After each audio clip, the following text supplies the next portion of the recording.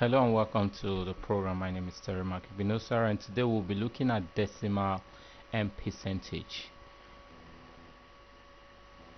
First we'll have to define the word decimal. We said these are numbers with decimal points in them and can be expressed in fraction. Now we'll take an example. 3.549 is a decimal number.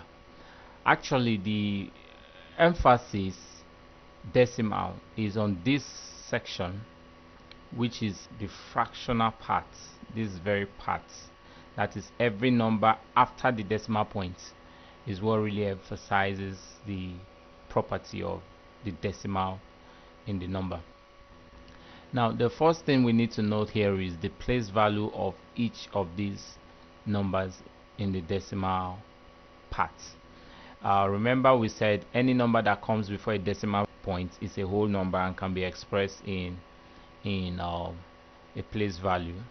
Like this one should be under the place value units. It's just because it's a single number, so it's single, we're taking it as a whole number. This is the whole number part and this is the decimal part, but in all you still have a decimal number because it has parts of it as a decimal number. Now you can find the place value of these numbers. That's just what we're going to do today. And the first number after your decimal points begins with the tenth, not the units. The decimal part does not have units. It only begins with tenths. And this is written as tenths, T-E-N-T-H. So you have that's first place value under tenths. The second place value is under hundredths. Sorry, this is supposed to be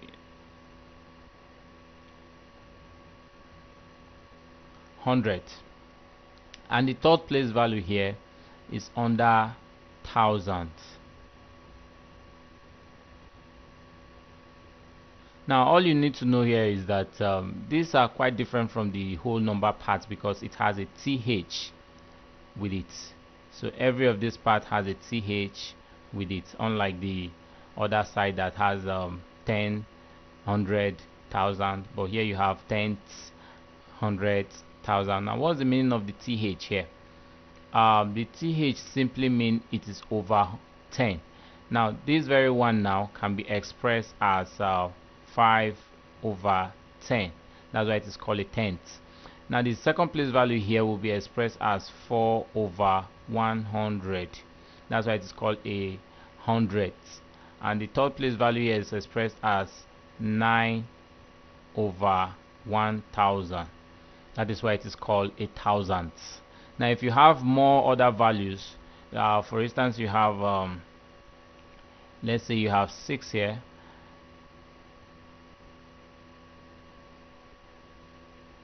this would become 10,000, and that will be expressed as 6 over 10,000. Alright, sorry, this is supposed to be thousand, not hundred. So this is exactly what we know as place value. Now we'll move to the next one, which is the addition and subtraction of decimal. Like your normal numbers, decimals can be added and can be subtracted. Now we'll take an example. Supposing we have 3.60 plus 2.15. All we just need to do is to add them using the place value system. You arrange them according to the place value. So our solution becomes 3.60 and 2 comes under unit 0.15. Take note that this should be arranged in your place value, in order of your place value, before you can start adding. So we are adding up these two here. We're going to have 7.5. So our final answer is equal to 5 5.75. This is our final answer. Now we can take off this and probably take another example. Okay, let me do some other example here.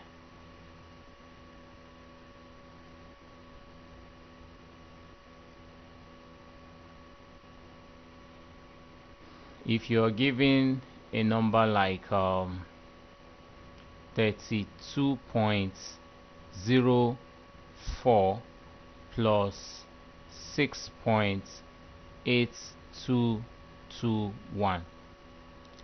Now my solution will become, arranging this one in the place value, you have 32.04, and this 6 is your unit, so it comes under the unit here, 6.8221. So this is how you arrange this aspect of it. First of all, make sure the dot coincides. Okay, make sure the first number here comes under the tens, which is this first number here, and all that. So you have some extras here, though it doesn't matter. It can be added still. Here you don't have any other numbers here, so you just bring this one down, 1, 2, because we are adding now. 4 plus 2 is 6, 0 plus 8 is 8, bring down a decimal point. This 6 plus 2 is 8, and 3 comes down here. So this is what you are having as your final answer, which is 38.8621. okay. In the same manner, it can be subtracted. Just the way you work out your addition, that's the same way you work out your subtraction. So here you are going to apply the same method for subtraction. Assuming we are taking all this off and we are taking some examples in subtraction, let me quickly take this one off.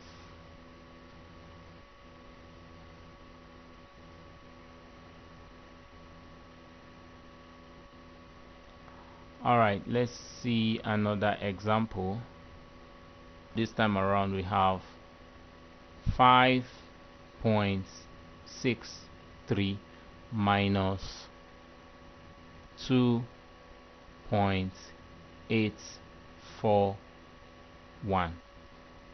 Now if I'm going to arrange here, I'll arrange them based on the place value. 5.63, 2.841.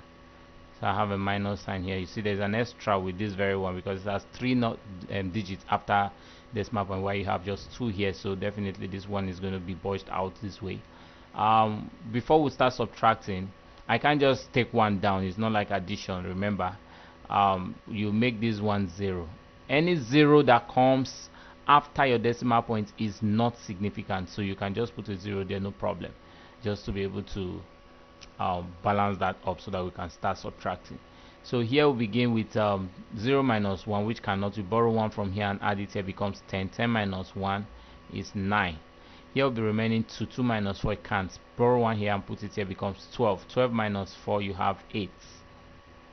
Now here will be remaining 5. 5 minus 8, it can't. Borrow 1 and put it here, becomes 15. 15 minus 8, you have 7. Then you bring down your points, and here will be left with 4. 4 minus 2, you have 2. So this is our final answer. Quite easy, isn't it? So we are having this to be 2.789 as our final answer. So that is very easy to do. Anytime you are giving subtraction, you just do it the same way you do your normal subtraction. Now we're going to take another example before we move on to the next stage here.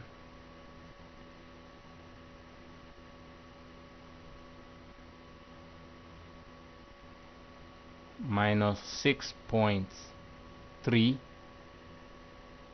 plus 2.8.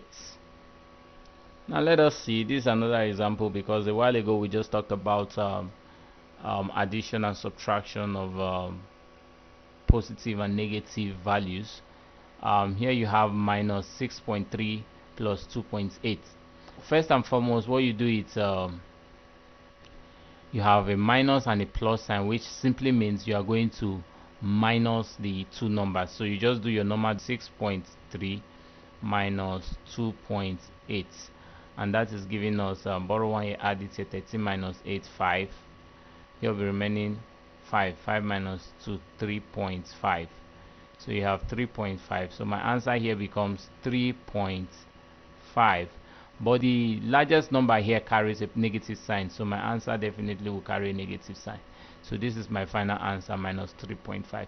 It's just the same thing you do, just the way you do it to ordinary numbers. That's the way you do to decimal numbers. There's no difference. Okay, we'll move on to the next one here. I have to continue with this. Take for example, we are having a case of time. Let's say we have 2 hours dot 45 minutes minus 1 hour dot 53 minutes. Now here we have hours and minutes. We're going to express them this way.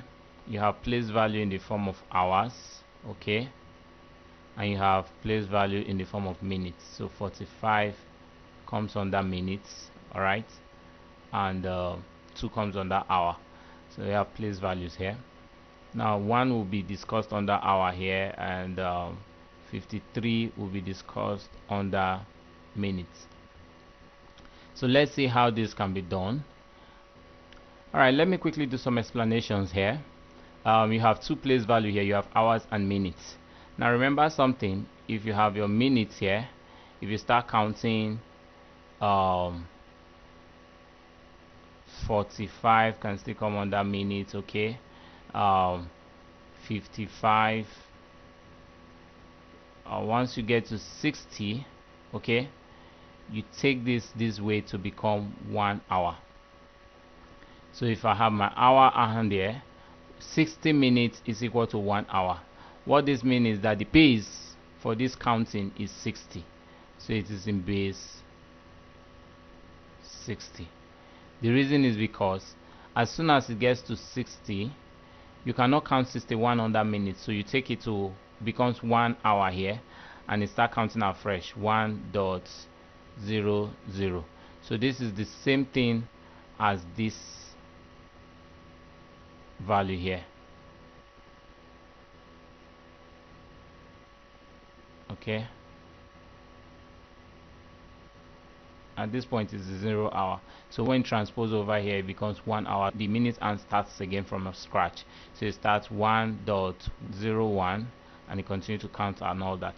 What we're trying to say in essence is that our place value here is in 60, so if we are taking 60 across to this place, it becomes 1. So if we are moving 1 over to this place, it becomes 60. So this is exactly what we are doing. So at the end of the day, you're going to have this in this form. Can I just take this off?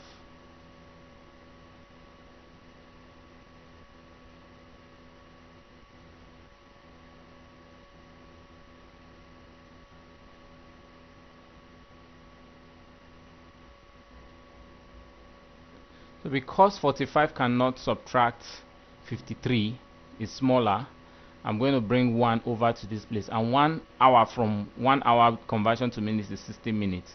This is what I'm going to have, hour, minutes.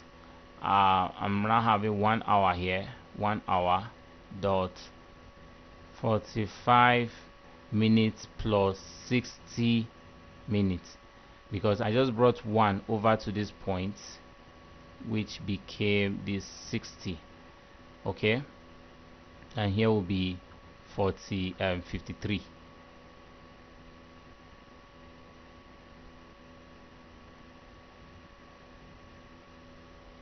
So in a nutshell, that is going to give me this actually comes over here and it becomes, let me present it finally.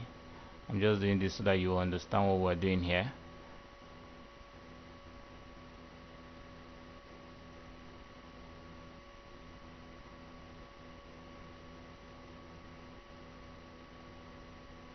So finally I'm going to have my value as hours and minutes.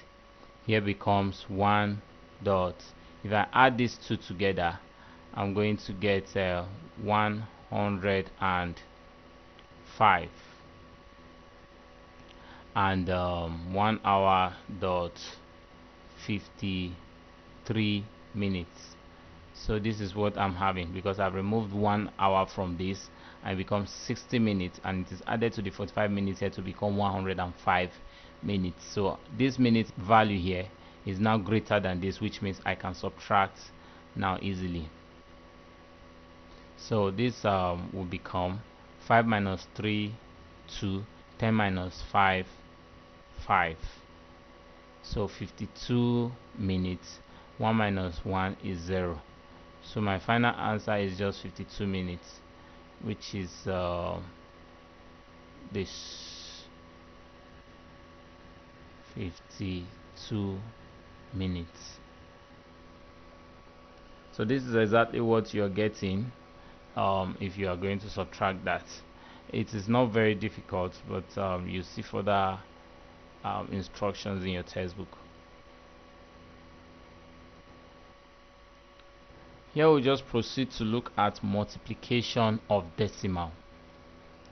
We'll begin with multiplying decimal by power of 10. Let's begin here by multiplying decimal.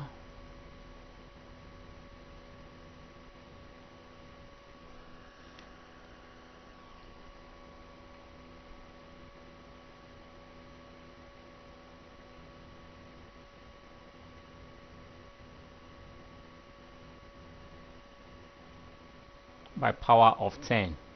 So this is the first thing we're looking at. We may pick an example. Supposing we have a question like 3.62 times 10. Now all this comes under power of 10, whether you have 10, 100, 1, 10,000, 100,000, 1,000, as long as it can be expressed in the power of 10. This is what you do. All you need to do is just to shift your sign. Okay, you shift your sign here forward and take your sign from the 10 backward. So it's going in opposite direction. Multiplication goes in opposite direction. So what we are going to have here is this. This becomes 3.62 times 10. Now 10 is assumed to have its own decimal point outside because it's a whole number. So the decimal point comes after it. Now what I just need to do is to shift my decimal point one place forward. As I shift this one place forward, I will shift this one place backward. That is just what I'm achieving. You shift forward and backward. So for multiplication, you shift forward and backward. The answer now becomes 3.6. The decimal point now becomes here 0.2 because we shifted one place forward, times 1.0. 1.0 of course is the same as 1. So I'm having 36.2 times 1, and anything times 1 is that same thing. So I have 36.2 as my final answer. Now what you do when you are multiplying with a power of 10, you just shift your decimal point in opposite direction. Alright, now we can take another example here. Let's say we are taking example 2.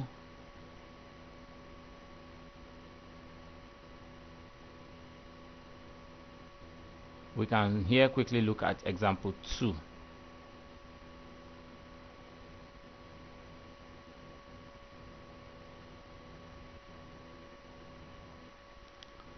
Supposing we are giving 0.3 2 times 1000. Okay, this is also a power of 10 because it is the same as 10 raised to power 3. So anything that has to do with 10, 100, 1000, they are all power of 10. Now let's quickly look at the powers of 10 here, so that we understand what we're talking about.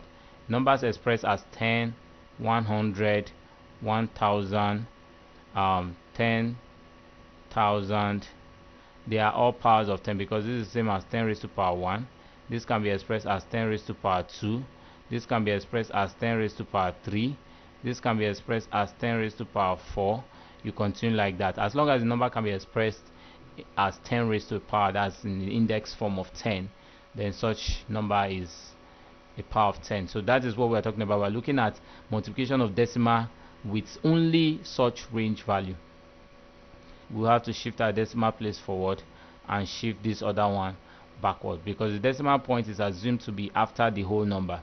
So our solution here becomes the first thing here is that I have two numbers after decimal points, okay, and here I have three numbers after decimal points, which means I'm shifting over 3 zeros, but here I'll shift over 2 zeros. I have to make this one 3 numbers. I remember I told you, I said any 0 after decimal point is insignificant. So here we'll have 0.320, just to make it 3 numbers, times 1000, because I have to shift 3 places backward. And here it goes. If I shift 1, 2, 3, I would have achieved my aim. Then here becomes 1, 2, 3. So my decimal point is now outside this point here. So I now have 0, 3, 2, 0 times 1.0.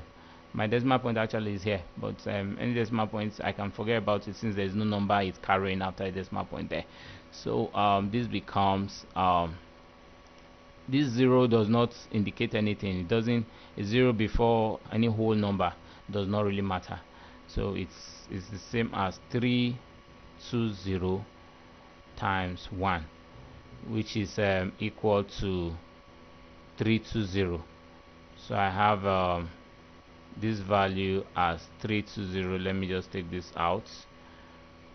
I have this value as 320. This is my final answer. So what you do when you are multiplying decimal is that you learn to shift your decimal point, especially when it has to do with powers of 10. Alright, we may take some more examples. Assuming here we are given, here's another example. I'm giving 24.5 times 10 raised to the power of 4. Now what this simply means is this: 24.5 times 10 raised to the power of 4 is 10,000. That's 4 zeros. 1, 0, 2, 0, 3, 0, 4, 0. That's 10,000. And I have my decimal point outside here. I need to shift this 4 places backward. So here I'll make this one have 4 digits after the decimal point because I'm shifting it 4 places forward also. So it becomes 24.512 altogether now becomes 4 times 10,000. Sorry, good, that's a comma, then your point is here. So now I begin to shift my places. If I shift 1, 2, 3, 4, then I'm going to shift 1, 2, 3, 4. So this becomes 2, 4, 5, 1, 2, 3. Okay, there's a point here now because the point is now outside here, times 1 point. Okay, 1, 2, 3, 4, 5. Okay, sorry, there's supposed to be 4 as a matter of fact. 1 2 3 4 there. So 1 point, any zeros after decimal point is not significant. All these zeros are rubbish. So we'll have 2 4 5 comma 0 0 0. Okay, the point here does not make any sense, so we just forget about the points after a whole number. Any point after a whole number, when it does not carry any decimal, is still not a whole number. So this becomes times 1.0, which is 1. And at the end of the day, I'm still having 2 4 5 comma 0 0 0.